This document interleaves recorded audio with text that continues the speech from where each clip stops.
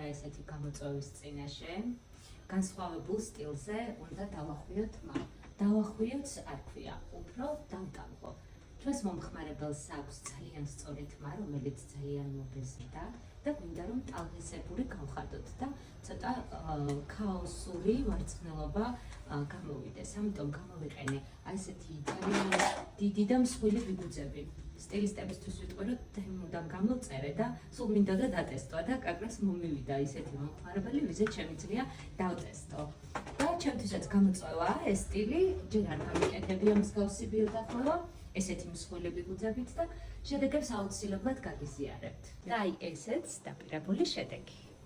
ეს არის სველი, სპეციალურად გაჩვენებთ სულ მდგომარეობაში, აქ ჩვენ ფორმაც გავაკეთეთ, შევჭერით, ბოლოები დავათხელეთ, რომ მაქსიმალურად ლამაზი ფორმა მიგვეღო. ეხლა გავაშრობთ უკვე და მშრალსაც დაგანახებთ და ასევე გაჩვენებთ რა უნდოდა ჩვენს მომხმარებელს. მნიშვნელოვანია ძალიან მისი აზრი, რა უნდოდა და რა გავუკეთეთ. ესეც უკვე გავაშრეთ, წავუსვით ფიქსაციის კრემი, რომელიც ცოტა საფიქსირებს და ცოტა სველი ეფექტიც უნდოდა ჩვენს მომხმარებელს.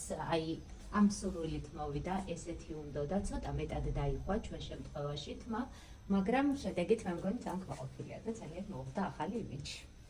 მადლობა.